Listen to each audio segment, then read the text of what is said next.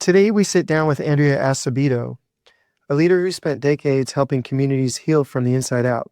Her work is a mix of ministry and therapy, but it's all heart. It centers on the concept of a perfection-free zone, a space where authenticity replaces performance and grace replaces judgment.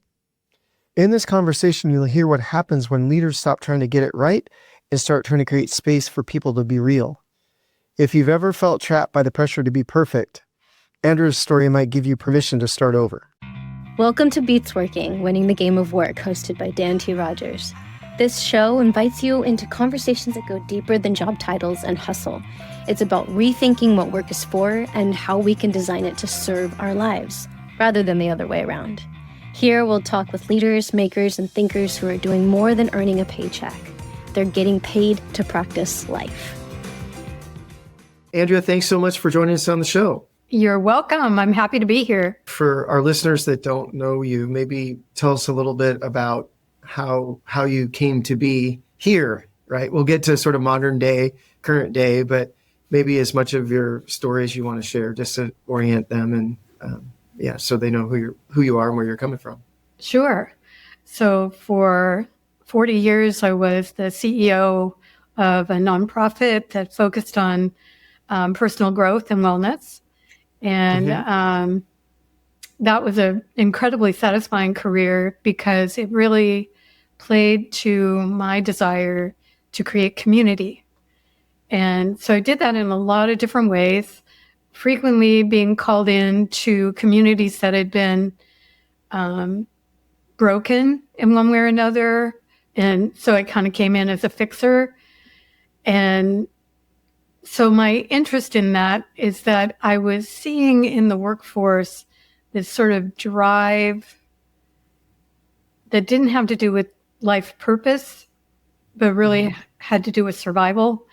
And so when I met you and your organization, I was extremely interested because it was sort of a parallel kind of way of speaking about what I had been involving myself with for years, trying to work with people to bring out their purpose in living, or at least to invite them into that more.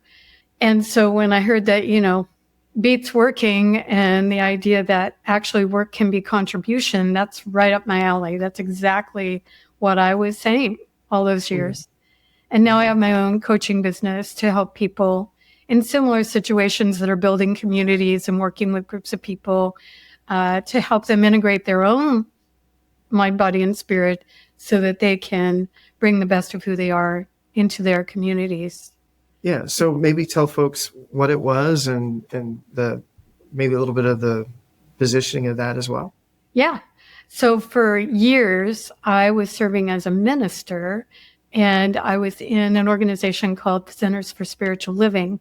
And so my focus was on spirituality. And in the early days, there was a lot in the 80s and 90s about growth at any cost. And I started reading Stephen Covey's work.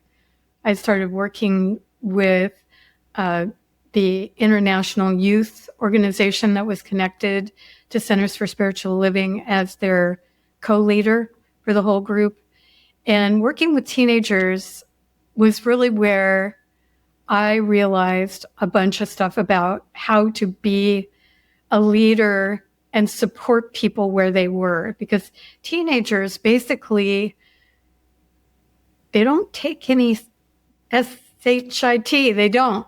And they can spot a phony about a mile away. So working with that group of people for 25 years really taught me a lot about authenticity. So I began to be more and more authentic in my contribution as a minister. And then at some point in that journey, I realized I needed to go back to school and get a degree as a marriage and family therapist.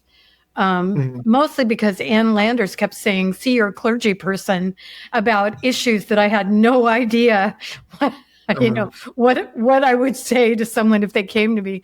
So I did that, and that also really enhanced my work. And as I became known in that field, that's when I began to be asked to come into organizations within the larger organization that needed some kindness, basically, and love, which is what it boiled down to organizationally for me. Is a lot of times when organizations are floundering or broken, what's needed besides a great organizational plan and lots of substructure is also a lot of recognition of the individuals that have been holding that organization together with duct tape and glue, and work with them to open the organization up to a different way of living together in community. So that's when I started talking about having a perfection-free zone. And that has been the most valuable thing that I have ever actually brought into community. It comes out of the recovery movement. Dear friend of mine was in recovery for a long time, and he kept saying, this is a perfection-free zone. This is a perfection-free zone. And then one day I was at a park shortly after I'd heard that phrase, and I was watching these little kids play kickball. And there was a little boy on the sidelines, and you could tell he was not part of the group that was playing, but they invited him in, which I thought was great. And so they handed him the ball, but he didn't know what to do.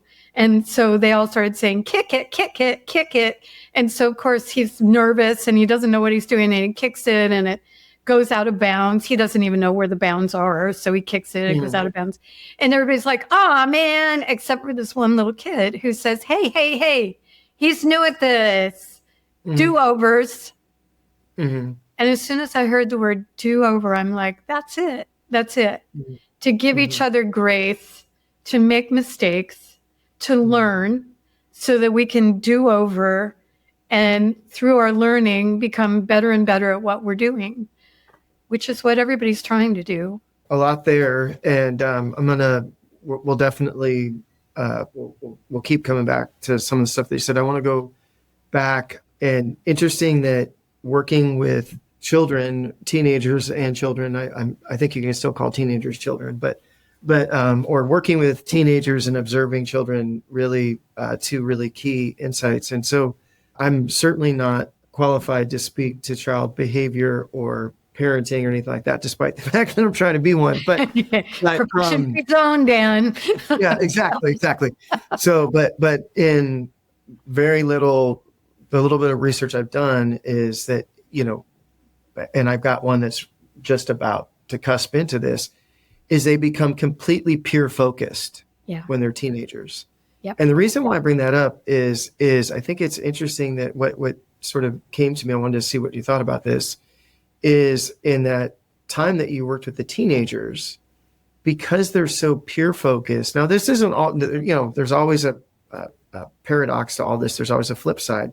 But because they're so peer focused, it's actually really quite a societal system, because they're self-centered is sort of still pointed outwards, right?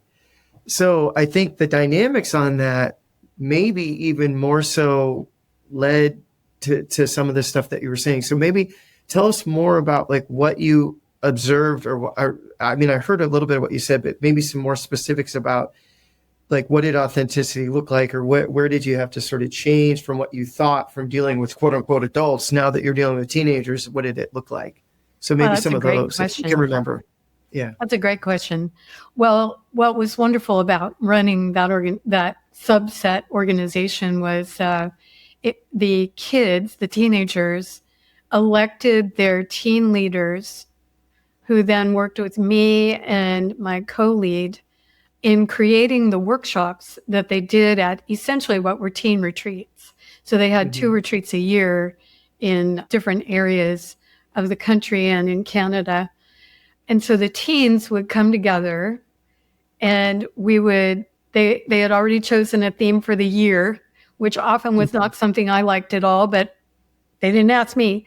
And so we would create these personal growth workshops, is basically what they were, where the teens actually would choose how to bring out a particular psycho-emotional, they didn't know they were doing that, but that's what they were doing, psycho-emotional state, so that teens could kind of self-reflect, which is also not something that is always successful when you're isolated.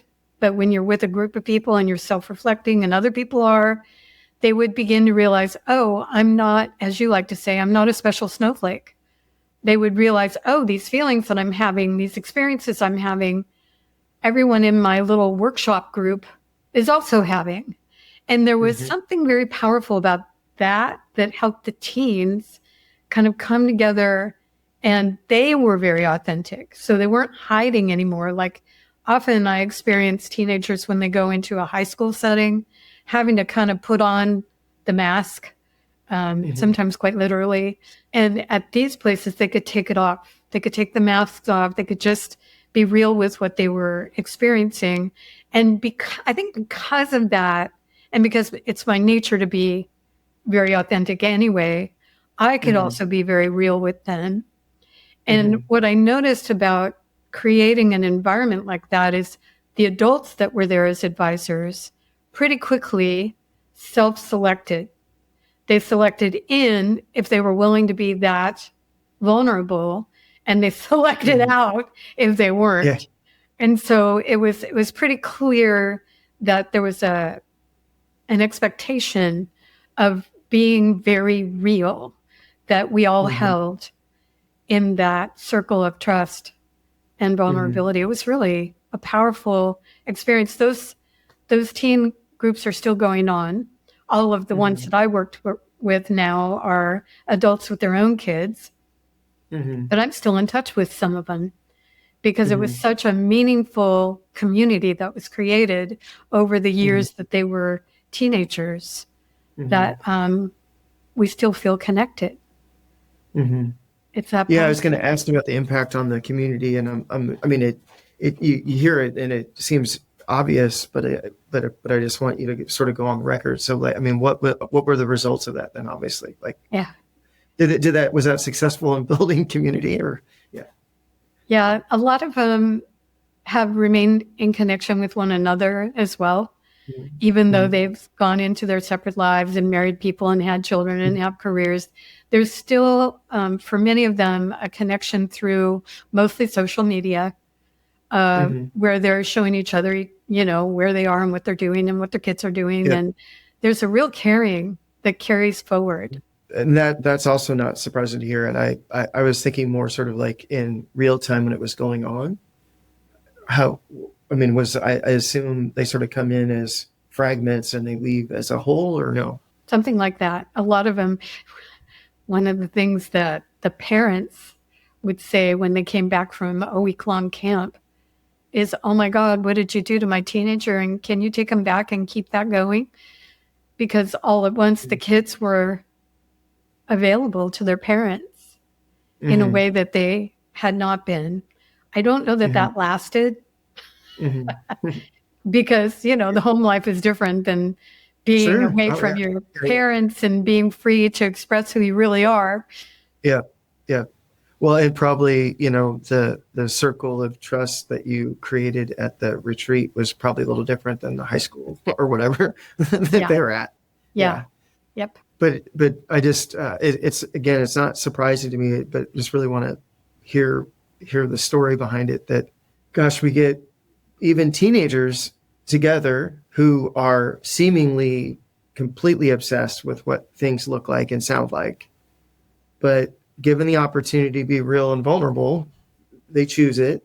And then it's usually matched. And then the outcome is that they feel unbelievably connected with the people that they're with. Exactly. So if you're looking to develop community, that might be Andrea's first tip.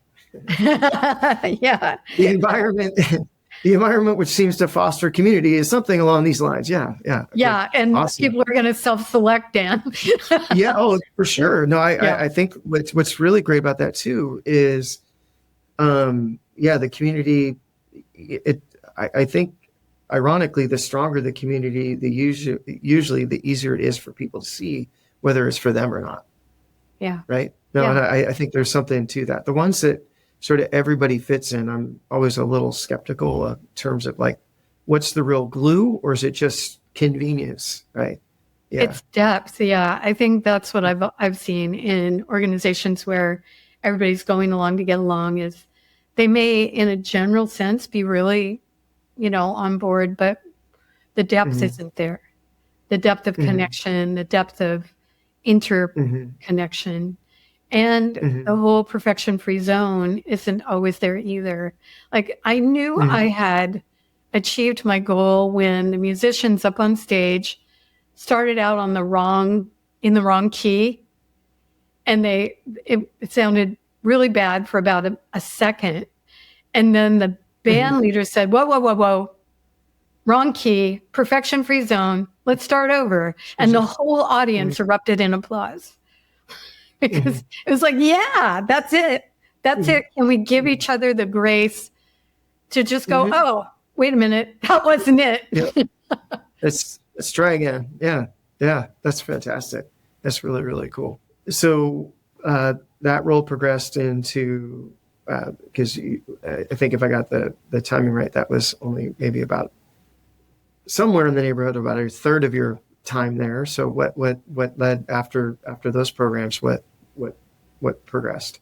Well, I began to be involved in the larger organization, Mm-hmm. um, and eventually was asked to be the ethics and standards manager, which was an interesting segue from being authentic and real, is Yeah, yeah, to yeah. be in charge of kind of interviewing people that maybe had made mistakes, sometimes Mm. in big ways.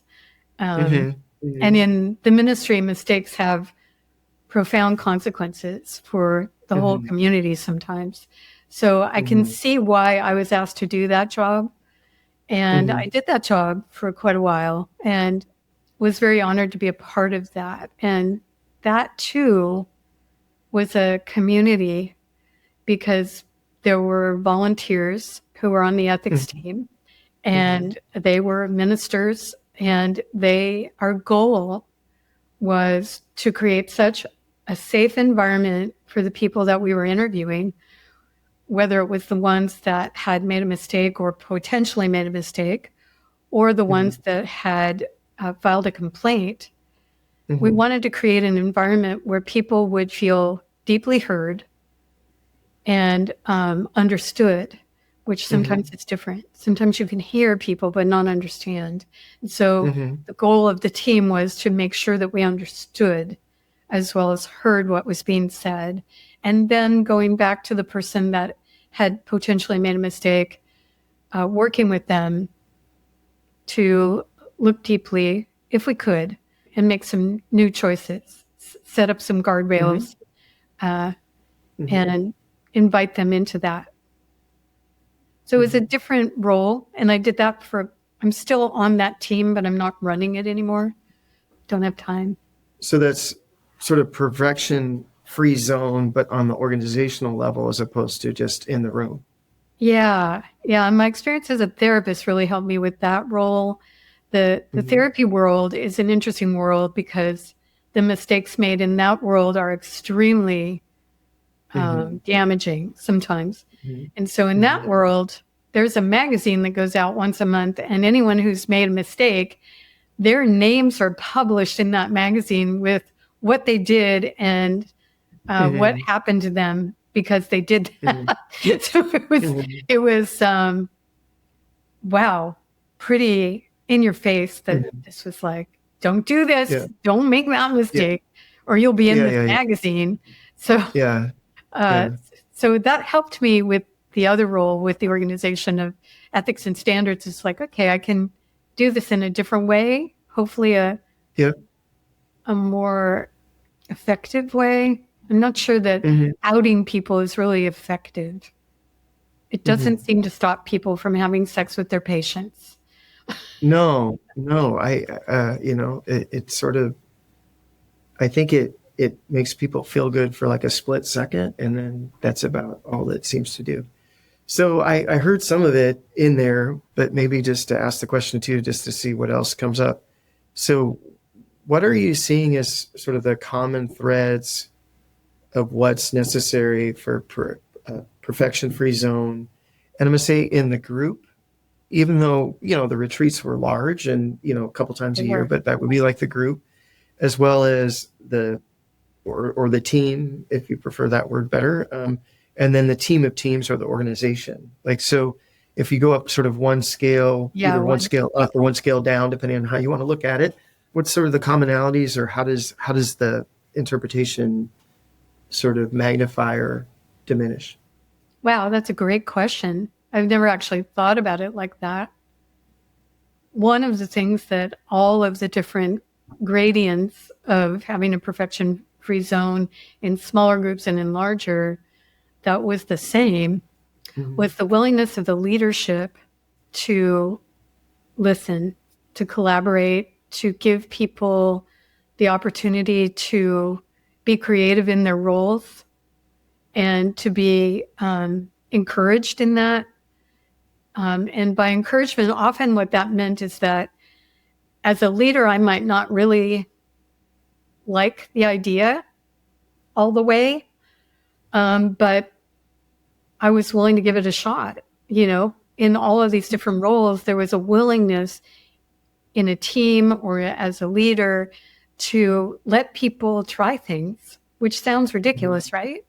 And yet, over and over again, I hear in organizations, the dissatisfaction comes from a lack of being heard, being listened to, the ideas that someone in middle management or even, just working in a group of people, the ideas they have aren't valued. And after a while, then what are you working there for? You're working there for the money. And it's been my direct experience that people who are in jobs just working for the money have a much higher level of dissatisfaction than people who feel like their contribution is valued. It's just that simple, really. And so at every level, letting people float ideas and actually implementing them, even if, like, there's been multiple times when I've thought to myself, this will never work. But I'm going to do it anyway because this is an idea that this person really wants to try out. Let's try it. Perfection-free zone. See if it works.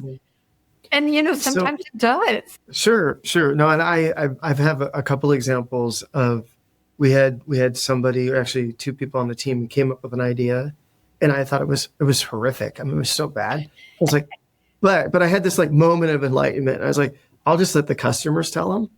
Like I literally, that was what my thought. I was so pompous, and it was just like, this will course correct itself. And they raved about it. So it's just like beyond wrong. One of the most wrong I've ever been. But yeah. So this is actually a genuine question for myself, and I think for maybe other folks that are listening as well. I think that there's probably a lot more leaders or people in a leadership position that are very receptive and open to this sort of collaboration process. And then they ask for input, and then there's crickets. And yet we still have to move that. Like there's still direction that, we don't still have to happen, right? Let's have like a 30-day pause and not do anything. Right. So how, any tips or tricks or anything that you learned, or maybe trying to uncover what the environment was that really led to that, so that people, when the questions were asked, there was actually, at this point, I think there's probably people listening like, I would love a bad answer. I would love just somebody to say something, right? Like, holy smokes. Yeah. Right. So what's your experience in getting answers then? Because obviously you did. In the story, that you collaborated with the teams, which is amazing when you think about that they had input. So what's the secret there? Well, I think one of the things that I've found that works the best is, while you're building an environment of trust and vulnerability and openness, there's going to be that place where nobody says anything because they're afraid that they'll be laughed at, or that, it won't work or whatever. And so getting leadership to break it down into smaller groups and having an authentic ask from not the head of the organization, but someone who is more at the level of the people you're asking. And that person is in communication with leadership. And the leadership is saying, no, really, we need your team. We need your group to tell us what they think. We can't promise we'll do everything, but we'd really love to know what they're seeing, what they're understanding, and what would help them do even better at bringing forward whatever their work is, you know. So, you know, what I've been told by other people is that it takes a certain humility to be able to do that, you know, to be able to not be the one in charge. And I think that is something that I learned from the teens, is to be not the be all and the end all one that says yes or no, but rather the one that's holding the space for a larger conversation. And it isn't easy. I'll give you that, especially in a corporate setting. People are not trained to be vulnerable. They're not. It's not encouraged. It's not looked for.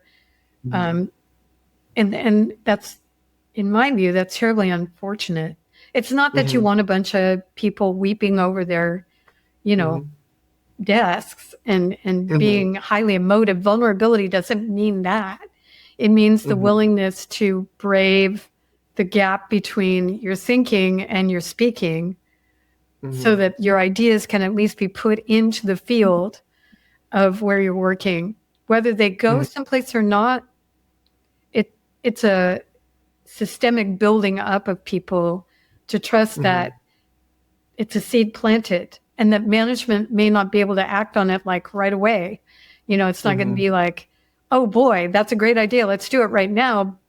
But if they're valued for the input, and they're told, you know, this is a very powerful idea and we're going to take it into the structure and see how we can implement it. It may be years. Like some of the seed planting that I've been doing all these years about ideas and ways of doing things, it didn't come to fruition sometimes for 10 years.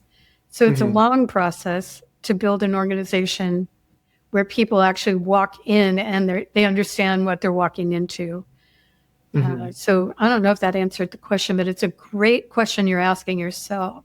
It's like, how do I get people to talk and share their ideas and feel heard? See, it's not just listening, it's feeling heard and letting them know that, you know, it's valuable. Whether or not they see it implemented right away, it's valuable for the organization. Yeah, well, I think it was a fantastic answer. And what's sort of coming up for me is, I mean, and I've had, you know, mixed results with there's been times when we've had great participation, other times when it was painfully silent. And the thing that jumps out to me is, I don't know that we've done a good job really setting the frame in a way that says, hey, because we have a lot of meeting cadence. And so it's just to unpack another assumption when you said, it's like, I don't know that they realize that there's only really one conversation that we're having. Like every time we get together, it's just the next round of that conversation. But that hasn't been said. And I think we're so fast to compartmentalize. It makes all the sense in the world that, I mean, I don't want to put any of our team in a box one way or another, but it wouldn't surprise me if all of them, I mean, I'm sure there's not all, but if a large percentage of them just said, oh, I thought this is what we were talking about. It's like, well, no, we're only talking about one thing. We're talking about us, like, right? Like that's what all this is. So I think that's something that probably can't be framed enough in the corporate world, just because it's so foreign to the corporate world. I think in other places, it might not be quite so necessary. And then the other thing that I heard that you say that I'm not sure that we've done better at it at times than others, making sure that the groundwork has been done so they're actually prepared to be able to provide input.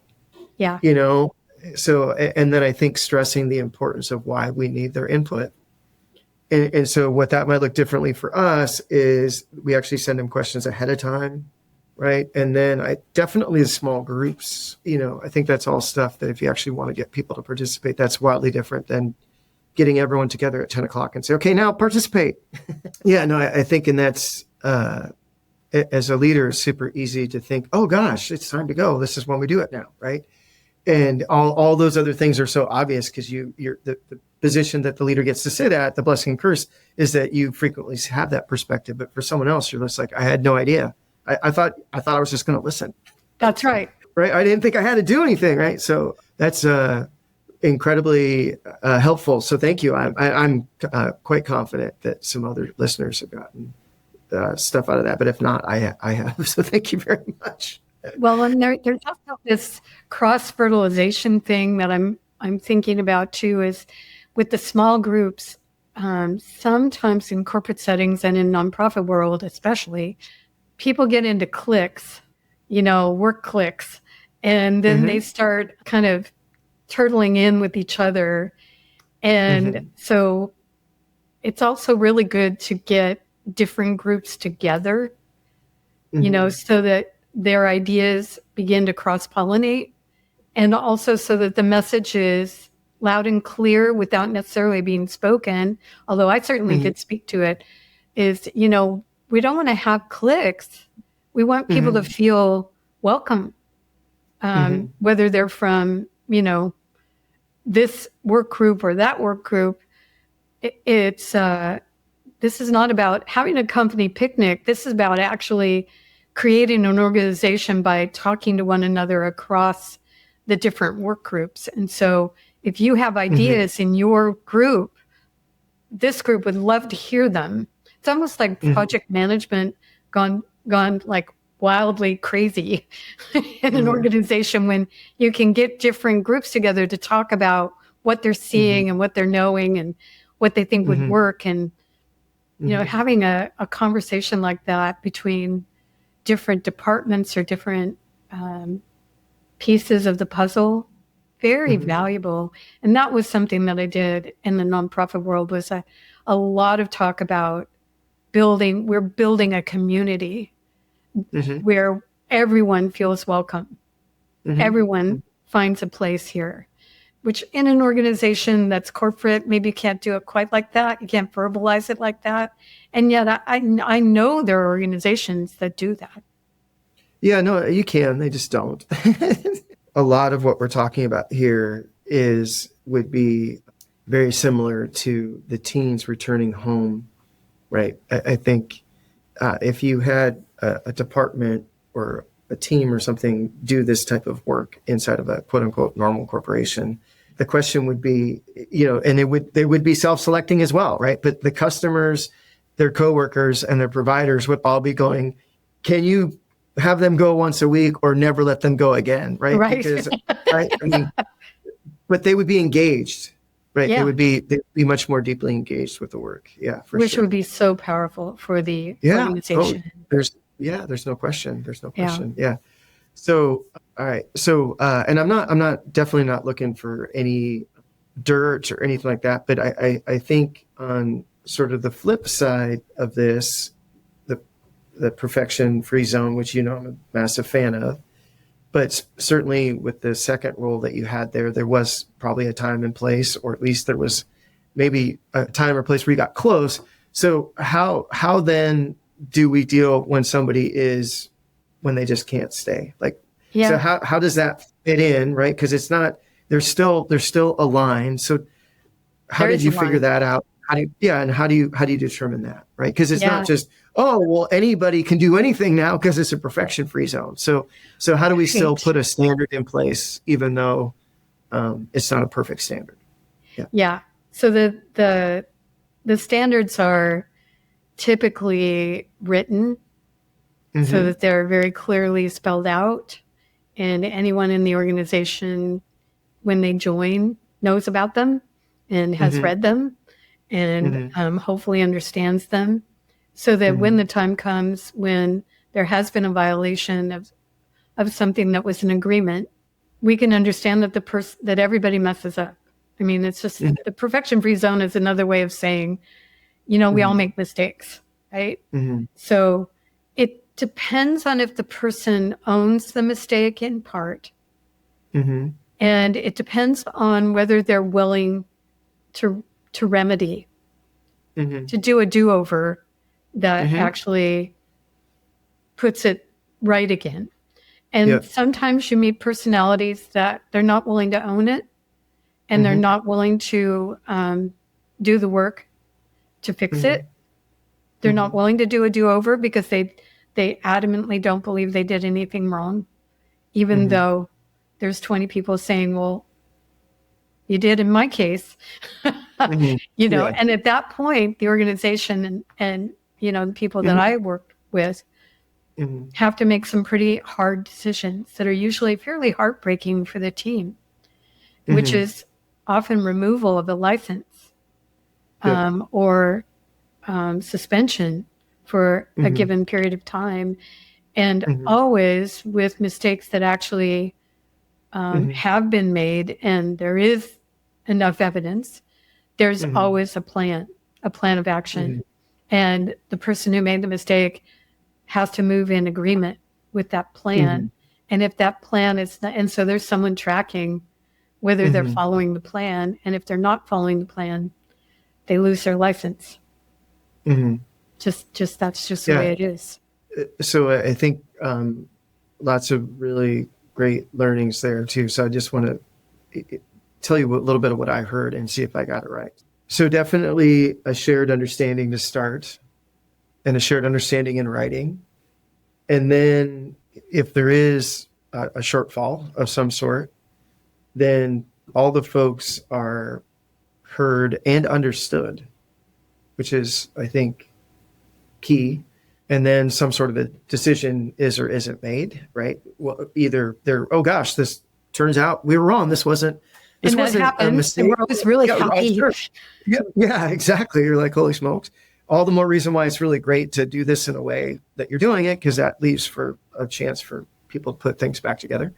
But in the case that there is, then so the person who has made the mistake, then they have to first own what they did, Yeah. and then acknowledge that they're on board with the plan to fix it. Yep.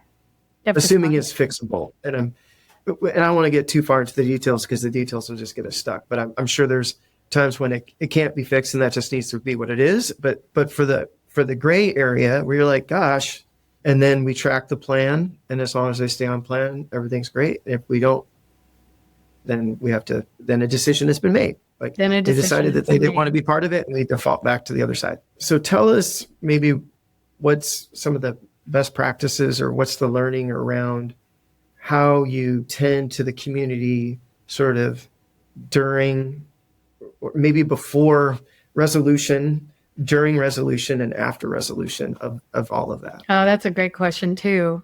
Sometimes because of the level of confidentiality that's happening, the best we can offer a community is a team of 3 people who are available for just listening, just listening. So their names and their phone numbers are provided.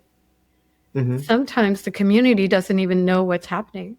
So, Andrea, I want to make sure that folks get this part. So what is the just listening? What does that mean, and what do they do, and what's the purpose behind it? If an organization or a community is aware that there's been a breach, there's been some sort of, and often in organizations, there's a lot of gossip and rumor that happens, sadly, then we provide an experienced team of folks who are trained. They're trained in deep listening, and also are able to help people kind of move past judgment into kind of more of the question, because so often gossip and rumor are based on nothing at all. They're not based on anything that's real.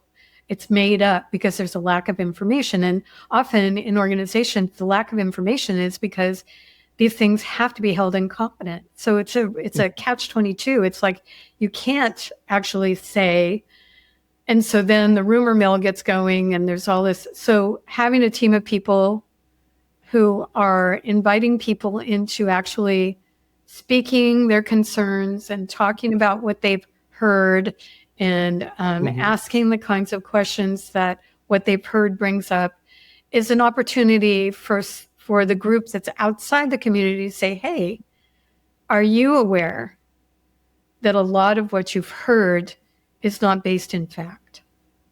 Are you aware that actually there's a process in place that's going on and that the community will be informed when that process is completed? And the best thing for this community is to remain open. Sometimes that helps.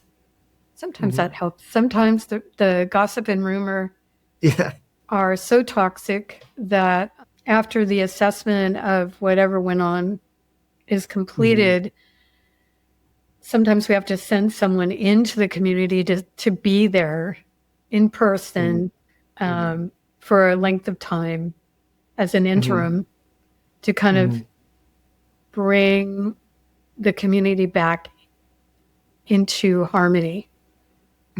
Because often what happens is there's all of a sudden camps develop. There's the us and the them. And, then they start getting at each other, and it's still based on not full information. It's still a story. Yeah.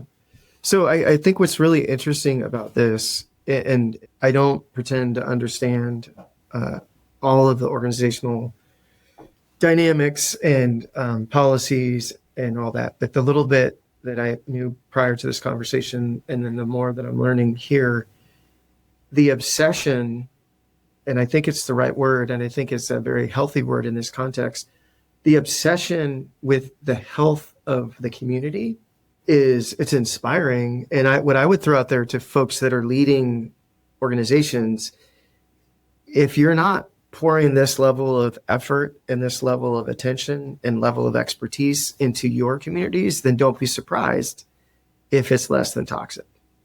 Well, I mean, what else would it be? Yeah. And that's really, when people ask me, well, what does Heidi do? I'm like, well, on our own scale, in our own way, that's a lot of what we want Heidi to be able to do, is to sort of hold that space. And I'm hopeful that there's not a bunch of internal questions. We're just not that big or interesting, but it's the same sort of idea that we're trying to, have somebody out there tending to community with, we think it's pretty important. But it was one of the things that was most impressive about, I just heard, you speak to the person who's coming, who the interim replacement, which is also another super interesting concept. Yeah. So a lot of really very, I think, unbelievably strong organizational practices from that organization that you just have to be a total knucklehead not to be able to see the wisdom and say, well, how can that fit in, even on limited resources? How can I at least, how can I address that? Yeah. So before, during, and after a breach, how do we tend to the community? I sort of cut you off there a little bit. Yeah, that's the biggest question, is how to hold the community, how to be with the community, how to acknowledge. And so whether it's an organization or a business, what that question, how to be with, indicates a level of caring for the people in the organization. And I think that's key to creating the kind of community that I've been able to create, is this level of actually caring at a personal level for the people involved, whether it's the staff or the congregants or the clients or whatever. And so providing that level of attention communicates in a way that's really pretty penetrating. There is a level of care for what you've created here and your role here, that we want you to know that we see you, we see how valuable this organization is, and we want to support you in holding it while it goes through this time of transition from a breach that's been made.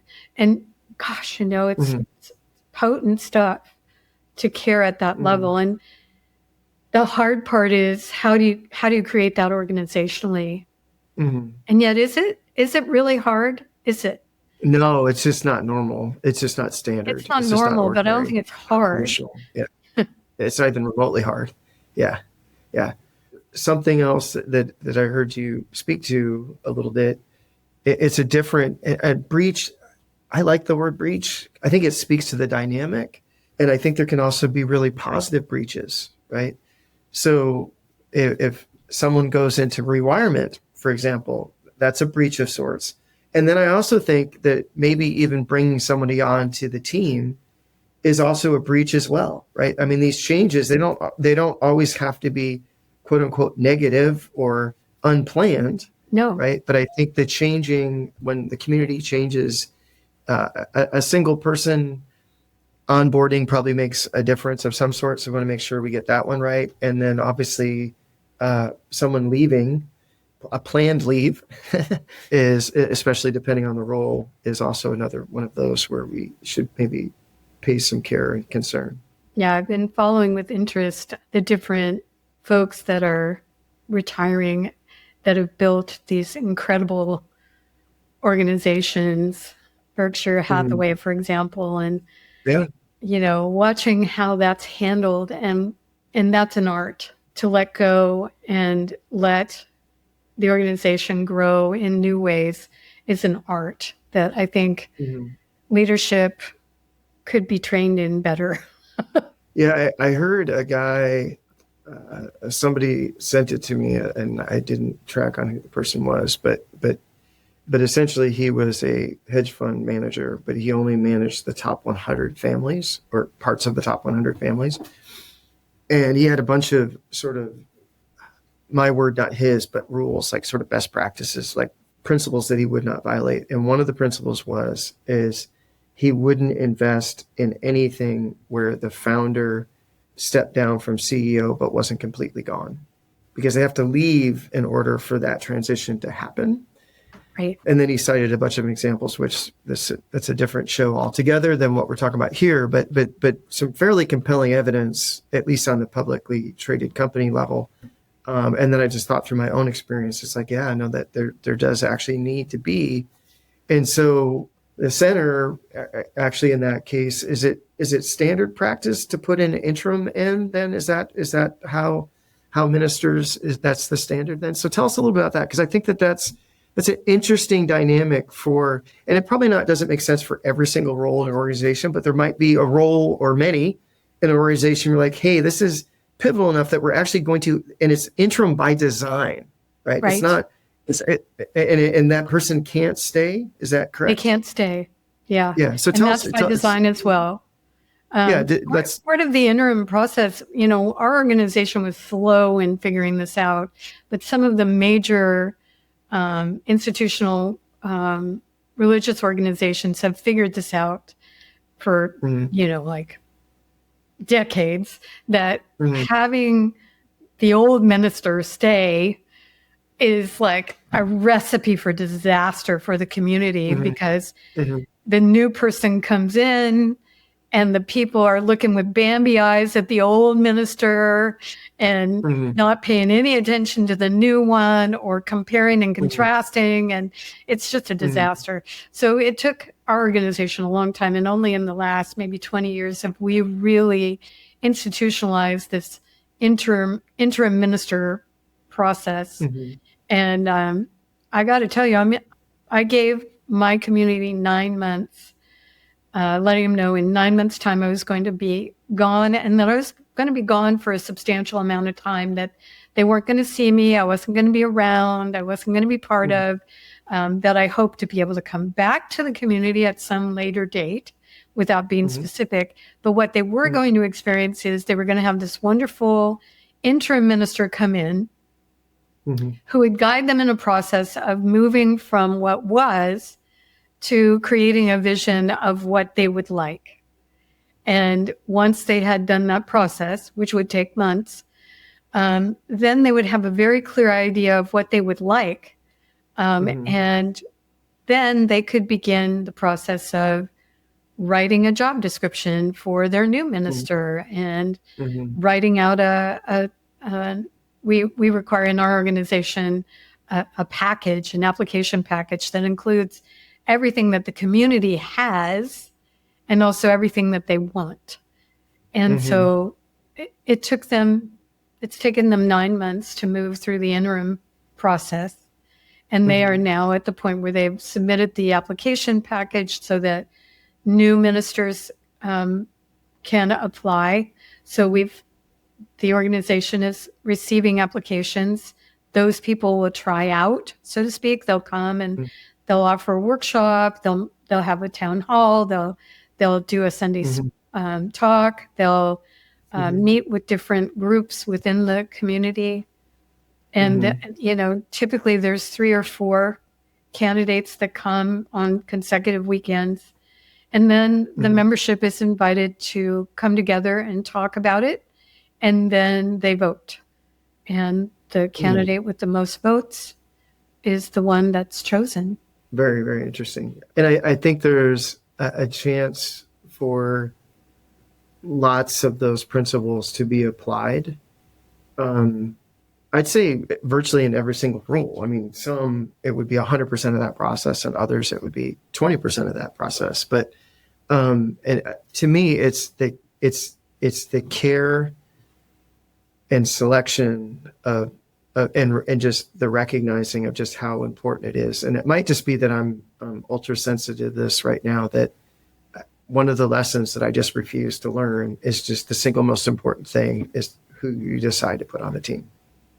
Nothing else really matters after that. Like if you get that part right, it fixes almost everything. And when that part isn't right, it really doesn't matter what the rest of what the rest of what's going on. Exactly. Ironically, we have 100% control of that.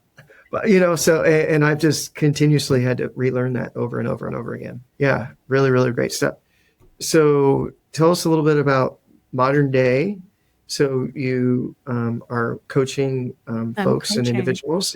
Yeah. So how's that? And similar but different. Yes. It's similar but different. It's really working now with individuals and couples and small groups who want to look at their whole life, not just their work life, but all of their life, and helping individuals kind of look at the parts that actually aren't working very well and asking them, well, okay, how do you want it to be? And how do we go from where you are to that? Not leaving any of the other parts out. Because so often now, I'm not sure why, but people, maybe it's always been this way, but people are very directed in one mono focus when actually the whole life has to be considered for happiness to be a reality. And that's really what I'm up to is like, how can we live on purpose and actually experience a level of joy and freedom and peace? And you know what? It's not just about work, or it's not just about your relationship with your special person or your children. It's not just about your body. It's integrating all of it.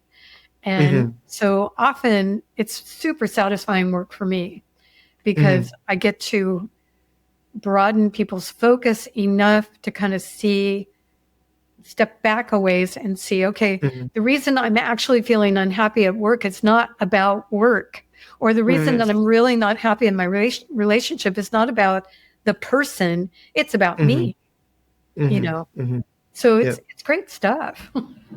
Yeah, well, I haven't heard a lot of it. I think the term, hopefully, it has passed on, but just this whole ridiculous tissue paper idea of work-life balance.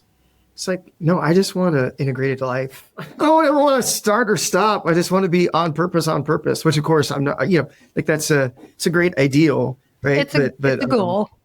Yeah, exactly. But I've said to other business owners, or not that leaders can't be fantastic, but the folks that are in charge of their own businesses, the CEOs, the founders, to say, think of yourself as a designer first, And be thoughtful of what you're designing, because, if you most of them just want to scale or do whatever, or they're just going to copy what has been done before. Well, you'll end up with what they have, which might be a big paycheck, might be some really cool stock options, but the rest of it sort of sucks. And I hadn't put this together until you said it, that I think I'm going to encourage individuals to think of themselves as a designer first. So instead of being a parent or a partner or a whatever, he actually think of himself as being a designer, and it's a much bigger design challenge to design all that together. Yeah. But what happens if you got it right? Exactly. Right. But making any one of those, or having the priority stacks, or all this other nonsense that people try to do, it's like, well, of course it's not going to work. It will actually deliver what you've designed, which is something that you're not going to like. Right. Yeah. You'll just be a really great parent. Cool. But that's not your entire life. Right. Yeah. And so when you're not in that part of your life, you're going to be not real happy. Right. So anyway, too much from that. So I like that, Dan. I do. So I want to be respectful of our time. I think there's if people can't get value out of what you said, they're not listening. So you've been amazing. Is there anything that you want to say? Is there anything that you wanted to get to, or anything? I think what you're doing with redeeming work and presenting the idea, the notion that it could be different. It could actually be a place of contribution at a deep level. I mean, I think a lot of people go to work and they feel like they're contributing at some level, but to actually feel that, what have you found? I mean, I guess I'm going to interview you. What have you found that helps people actually feel like they're making a contribution that isn't about getting a paycheck, but really is about giving themselves? So this is why we want everyone to have an intentional impact statement. If you don't have that, you can't find it. You can accidentally do it. You just won't know that you did it until after, and it'll be too far after, and you won't be able to know what it is. And so that's why, I've told folks, I'm like, if they do that statement, if they trust the process, it's guaranteed to work.